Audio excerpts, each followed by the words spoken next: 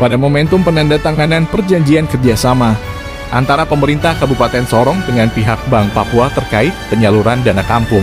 Pejabat Bupati Sorong, Yan Pitmoso, menekankan sejumlah hal penting kepada seluruh aparat kampung terkait dengan penggunaan dana desa. Menurutnya, hal ini perlu diperhatikan oleh seluruh aparat kampung, karena kepala kampung itu adalah petugas pemerintah yang hadir di tengah masyarakat sebagai pelayan. Maka hal pertama adalah dana kampung harus digunakan dengan sebaik mungkin demi kepentingan pembangunan masyarakat. Kedua adalah dana kampung yang akan disalurkan harus direalisasikan sesuai dengan petunjuk teknis sehingga tepat sasaran. Berkaitan dengan penyaluran dana kampung, pejabat Bupati Sorong bersama dengan pihak Bank Papua akan turun langsung dan menyerahkan dana kampung tersebut ke setiap distrik. Selain itu, monitoring akan realisasi dana kampung oleh setiap kepala kampung akan dilaksanakan oleh dinas terkait untuk melihat sejauh mana penggunaan dana kampung tersebut.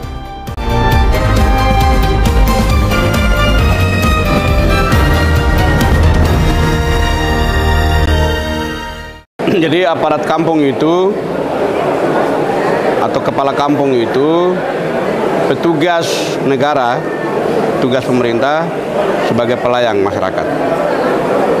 Nah, oleh karena itu sehubungan dengan dana desa atau dana kampung. Nah, hari ini secara resmi kita pemerintah Kabupaten Sorong dan PT Bank Papua Cabang AIMAS kita melakukan satu penandatanganan bersama, perjanjian bersama terkait dengan dana desa yang tadi sebelumnya ada di Bank Rakyat Indonesia BRI. Ya, bulan ini tersisa 3 bulan ke depan ini itu sudah ada di Bank Papua. Dan yang kedua, kita berharap dana desa ini hari ini kita penyerahan secara simbolis untuk triwulan terakhir. Nanti kita akan skedulkan untuk Bupati dan OPD terkait, kita akan lakukan penyerahan dengan bank juga di distrik-distrik, di kampung-kampung melalui distrik. Nah, yang kedua, kita berharap juga pengelolaan dana desa ini harus ada transparansi, akuntabilitas, dan asas manfaat. Gitu. Jadi dana desa ini kan hari ini ada di mana-mana jadi masalah.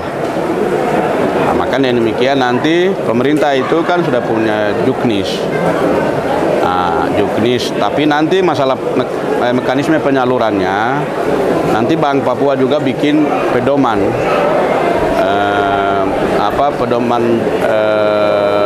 pelaksanaan penyaluran dana desa juga yang mereka buat secara internal sebagai kontrol mekanisme prosedur untuk proses pencairannya. Nah, gitu. Sehingga sampai termasuk pada nanti juga menyangkut monitoring dan laporan pertanggungjawaban, gitu. Jadi di situ monitoring, evaluasi, dan pelaporan, gitu. Nah, sehingga dengan demikian itu kita bisa lakukan ya karena ini triwulan. Nah, itu harus tetap dilakukan setiap triwulan 1 kali. Jadi kalau kita hitung 12 bulan berarti 4 kali. Kita harus lakukan monitoring, kita harus lakukan evaluasi, mereka juga harus membuat akuntabilitas pertanggungjawabannya juga secara triwulan. Nah, sehingga ya katakan 1 tahun berarti 4 kali ya, gitu pertanggungjawabannya. Karena dana ini kan harus mereka buat laporan pertanggungjawaban dulu, baru proses pencairan yang berikut lagi, begitu. Secara umum bahwa aparat kampung kita ini atau kepala kampung kita ini kan dengan keterbatasan mereka dari sisi SDM-nya, pengalamannya, leadership-nya, tata kelola pemerintahannya kan mereka belum paham, punya pengetahuan yang masih terbatas. Nah, sehingga kita juga harus mengedukasi mereka, kita harus memberikan pelatihan untuk mereka supaya paling tidak mereka punya performan, punya pengetahuan dan juga punya referensi yang cukup bagaimana mengelola pemerintahan kampung itu. Nah, sehingga kampung kita ini tidak harus dikelola seperti yang dulu. Pemerintahan hari ini sudah pemerintahan yang harus dikelola dengan perubahan-perubahan, ya, perkembangan-perkembangan dan lain sebagainya, sehingga mereka ini harus diberi pelatihan khusus terkait dengan leadership-nya, ya, tata kelola pemerintahan kampungnya, manajemen pengadministrasiannya, dan juga terkait juga dengan perencanaan-perencanaan di kampung maupun juga sistem pelaporannya.